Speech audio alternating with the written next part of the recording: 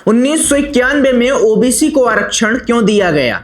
आखिर वो कौन से कारण थे जिसने सालों से धूल फांक रही मंडल कमीशन की रिपोर्ट को लागू कर दिया? क्या सच में इसका मकसद समाज में बराबरी थी या फिर कोई सियासी मजबूरी? नमस्ते, वैभव त्रिपाठी नाम है हमारा और ये है ट्राइकोड न्यूज का विशेष कार्यक्रम सियासत नामा। आरक्षण का जिक्र होता है तो दो नामों के बिना ये शब्द मुकम्मल हो ही नहीं सकता।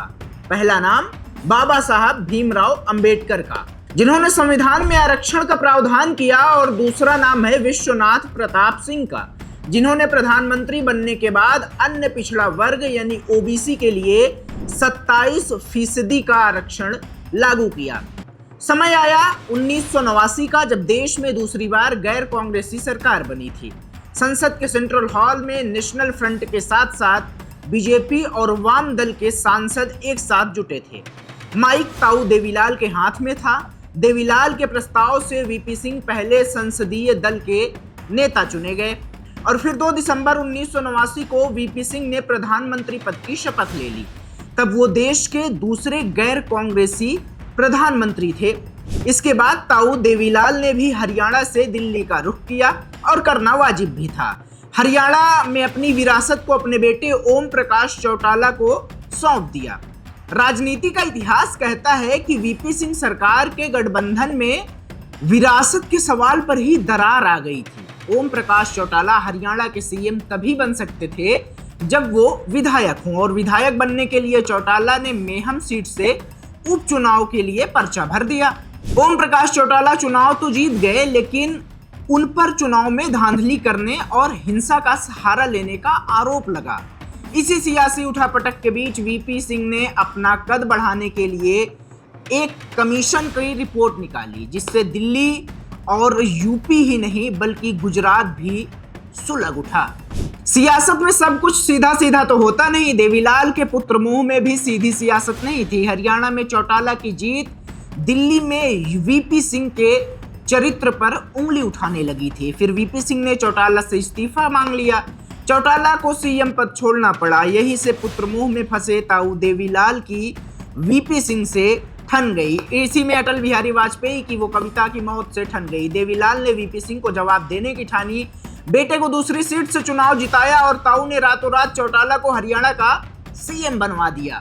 आपको एक बार फिर बता दें कि तब देवीलाल देश के उप प्रधानमंत्री थे और वीपी सिंह को प्रधानमंत्री बनाने का प्रस्ताव उन्होंने ही रखा था। लेकिन सियासत में दबाव बढ़ता गया। वीपी सिंह के मंत्रियों ने इस्तीफा भेजना शुरू कर दिया और उनके इस्तीफे स्वीकार करने की जगह प्रधानमंत्री वीपी सिंह ने खुद को इस्तीफा देने की पेशकश कर डाली।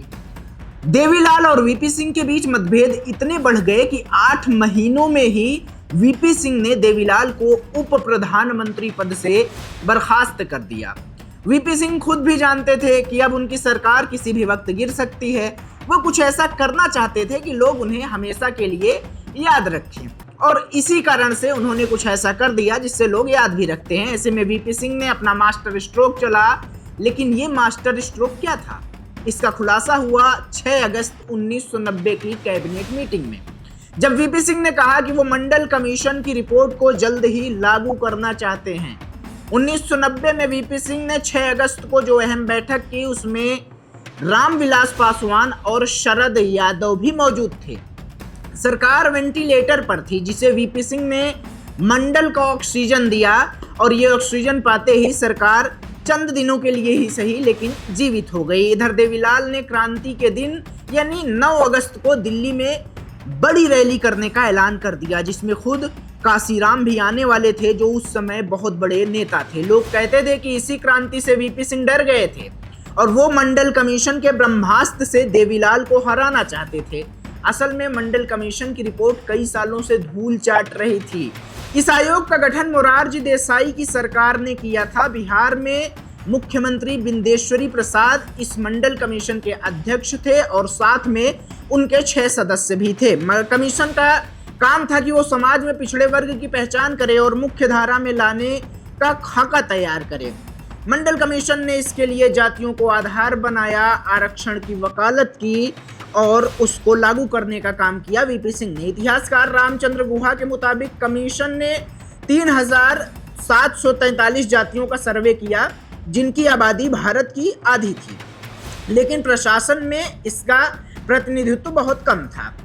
खास तौर पर बड़े पदों पर कमीशन का आंकड़ा कह रहा था कि सरकारी नौकरियों में सिर्फ 12.55% ओबीसी थे, जबकि क्लास 1 की गैजेट नौकरियों में इनका हिस्सा सिर्फ 4.83% था। कमीशन की नीयत पर शक नहीं किया जा सकता, लेकिन वीपी सिंह के हालात उनके इरादों पर उंगली उठा रहे थे।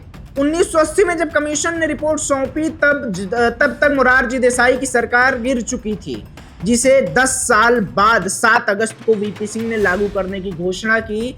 जिनको आरक्षण से फायदा होना था उनकी आबादी तब 52% के करीब थी। माना जाता है कि वीपी सिंह राजनीतिक मंशा इस 52% वोट को हासिल करने की थी, लेकिन ऐसा हुआ नहीं। जब बिहार के समस्तीपुर बॉर्डर पर बीजेपी के लाल कृष्ण आडवाणी की राम मंदिर रथ यात्रा को रोका गया, वहां के सीएम लालू प्रसाद यादव और वीपी सिंह के सहयोगी के द्वारा, तो बीजेपी इससे नाराज हो गई और नाराजगी इतनी बढ़ी कि 85 सीटों का अपना समर्थन वापस ले लिया और मंडल कमंडल की राजनीति की शुरुआत हो गई। वीपी सिंह की सरकार गिर गई, दोबारा नहीं बनी। दोस्तों, आज के एपिसोड में बस इतना ही। जल्द मिलेंगे सियासत की किसी और दिलचस्प कहानी के साथ। एपिसोड का नाम था सियासतनामा और ये चैनल है ट्राइकोड न्यूज। सब्सक्राइब नहीं किया है तो कर लीजिए, क्योंकि सियासत के ऐसे ही मजेदार और दिलचस्प किस्से आपके सामने मैं वैभव त्रिपाठी लाता रहूंगा। धन्यवाद, नमस्कार, मिलेंगे अगले एपिसोड में।